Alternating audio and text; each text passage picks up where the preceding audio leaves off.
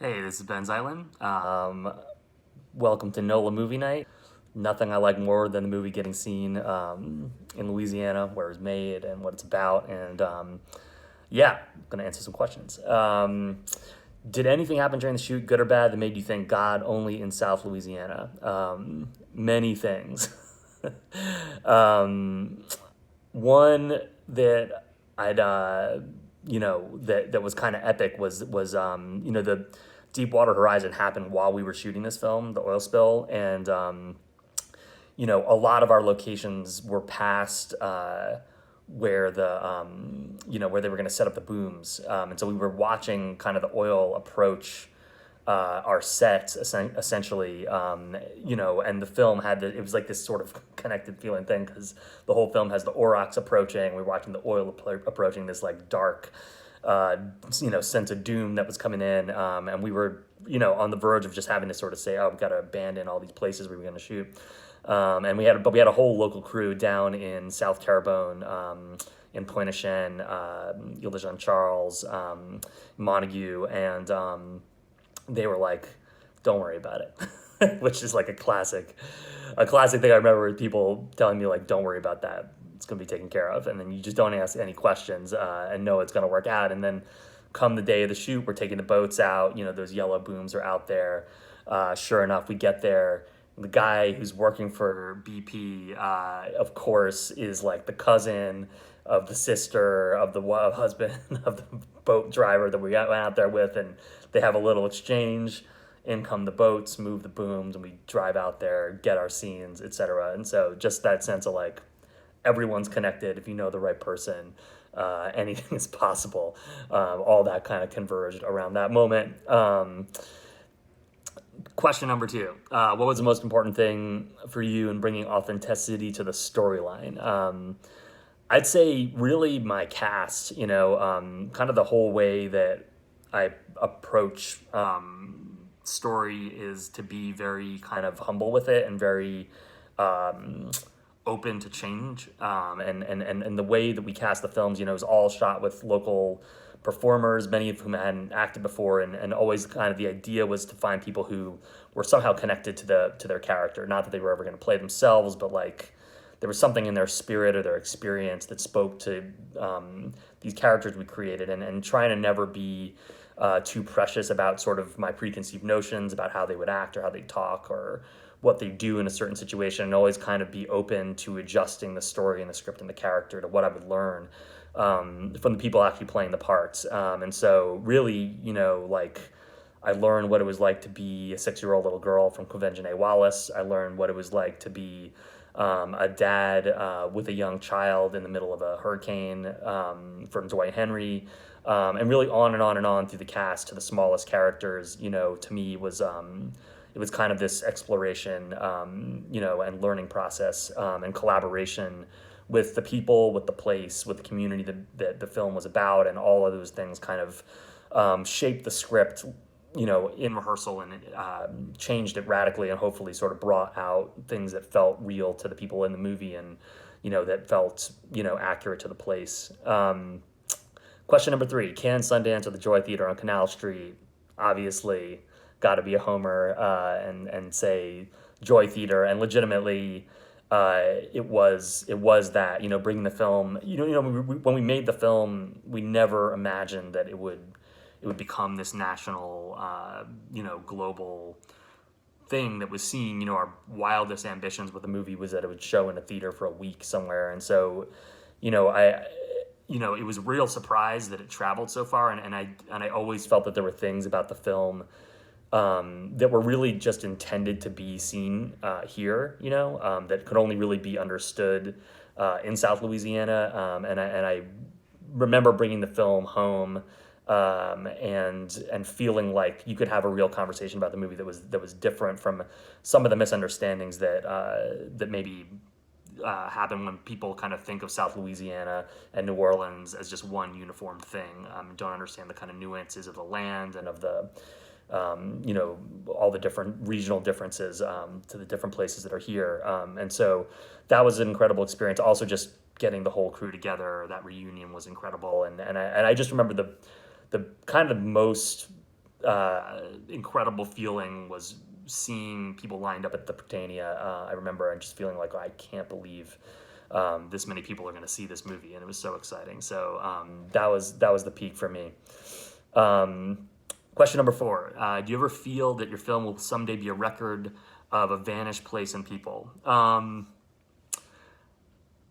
Place, yes. People, no. I would say, I think even since I've shot the film, a lot of work has happened. For those who are familiar with South Terrebonne, particularly the bayou that goes down Montague, down 55 and 665, where Pointe-Noire and Ile Jean Charles are. There's been a lot of work down there done to sort of preserve much of the region, but the island itself is really still, in a state of incredible peril at every storm. And, I'm sure people have sort of tracked kind of all the, debate around whether people are going to leave or stay. And, but I think that, what I've learned, and I'm down there all the time, and I have great friends down there, and what I've learned is just that it's a truly indomitable culture, and people, and, it's so specific to that region and to that land, and I just never cease to be blown away by how adaptable, how resilient, and just the kind of stubbornness and survival of the people in South Terrebonne. The land continues to change. Every time I go down there, there's places we shot that are gone. There's, land that's now water, and just the decay and destruction is unimaginable and horrible. But I truly believe that somehow the people of that region are gonna find a way to not give up their culture and their land and their way of life. I just don't think it can be. I don't think it can be wiped out, and that's something I learned making the film, and just continues to be kind of confirmed every time I'm down there. Question number 5: aside from Juicy and Delicious, were there any texts that influenced Beast of the Southern Wild? I'm gonna sort of pivot and talk about some movies, I guess. I think there was a huge influence on me was Les Blank's films, particularly the ones about kind of more Cajun culture and Creole culture out west, particularly Hot Pepper, Spend It All, and Drywood. I was really struck by kind of the photography and just the colors and the texture, and just kind of the warmth of his films, like the way that it is documenting a culture, but it's not prescriptive, telling you what it is or means. He's really he's sort of embedded in the place, and he's capturing like a feeling, and he captures like this sense of warmth and playfulness and humor about Louisiana that I was really struck by, and really looked to capture both kind of aesthetically and sort of wanting it to feel real, the way that his documentaries obviously are real. So we took a lot of aesthetic principles from kind of how those films are shot, and also just there was a feeling there that I really wanted to capture, and we worked to sort of, one of the hardest things to get on film is like real joy. Like, it's very easy to capture pain.